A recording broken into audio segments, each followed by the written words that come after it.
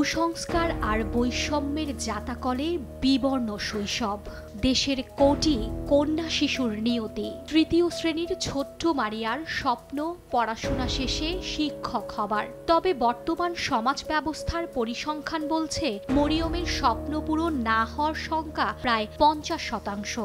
বাংলাদেশ পরিসংখ্যান ব্যুরো ২০২৩-এর জরিপ বলছে ১৮ বছরের আগেই বিয়ের পিঁড়িতে বসতে হচ্ছে দেশের ৪১.৬% কন্যা শিশুকে, যা ২০২০ সালের তুলনায় ১০% বেশি। আমার বাড়ি ওখানে একজন মেয়ে আমার সমান ছিল, তার ১ বছর পড়ায়া তার বিয়ে দিয়েছে।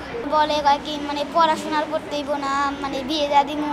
প্রাইমারি শিক্ষা সমাপ্ত করে হাই স্কুলে ভর্তি হওয়ার পরে অনেক মেয়েকে আমি দেখেছি তার পিতারা 6, 7, 8-এ ওঠার পরেও অনেকে বিয়ে দিয়ে দিচ্ছেন। আবার কেউ বা মাধ্যমিকের গণ্ডি পেরোলেও কলেজ পর্যন্ত পৌঁছাতে পারেন না, তার আগেই মেয়েদের বিয়ে হয়ে যায়।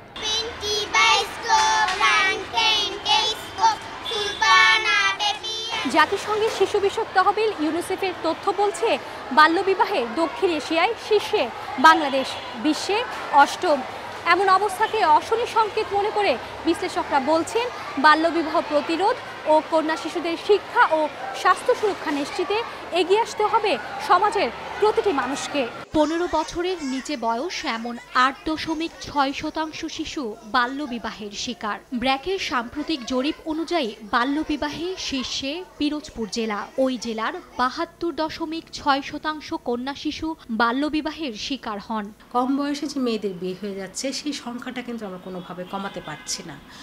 এত সচেতনতা সরকার কাজ করে, বেসরকারি সংস্থা আমরা কাজ করছি, ইউএন এজেন্সিগুলো কাজ করছে, অনেকেই কিন্তু কাজ করছে আমরা দীর্ঘদিন যাবৎ, কিন্তু এই সংখ্যাটা কোনোভাবেই কমানো যাচ্ছে না।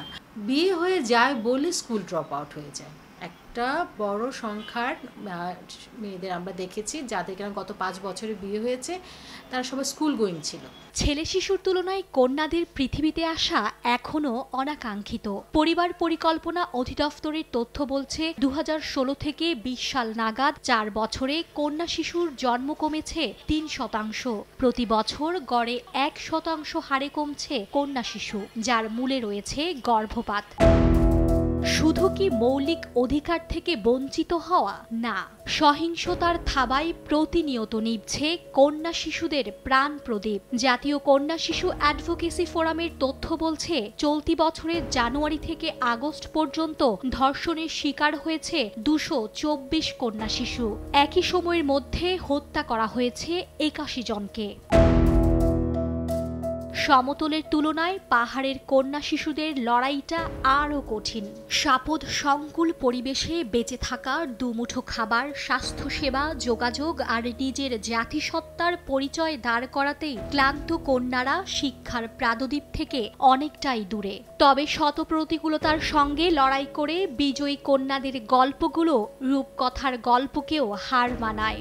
রাঙামাটির রাজস্থলীর প্রত্যন্ত এক গ্রামের মেয়ে রূপাইয়া শ্রেষ্ঠা তঞ্চঙ্গার দেশের সর্বোচ্চ বিদ্যাপীঠে জায়গা করে নেওয়ার গল্পটা সে কথাই বলে। পাহাড়ের নারীদের জীবনটা তো আরো একটু বেশি টাফ, যেটা আপনি সত্যি কথা। কল্পনা চাকমার কথা যদি বলা হয়, কল্পনা চাকমাকে যখন তুলে নিয়ে যাওয়া হয় তখন কিন্তু পাহাড়ের অনেক মানুষই চুপ হয়ে যায়। তার কারণ হচ্ছে কল্পনা চাকমা নারীদের অধিকারকে প্রতিষ্ঠা করতে চেয়েছিল, নারীদের সম অধিকারকে প্রতিষ্ঠা করতে চেয়েছিল। বাংলাদেশের বিবেচনায় মেয়েরা আসলে একটা ডেঞ্জার জোনে থাকে, সেটা যে কোনো অঞ্চলের মেয়েরাই। তাদের নিরাপত্তার ইস্যু কাজ করে।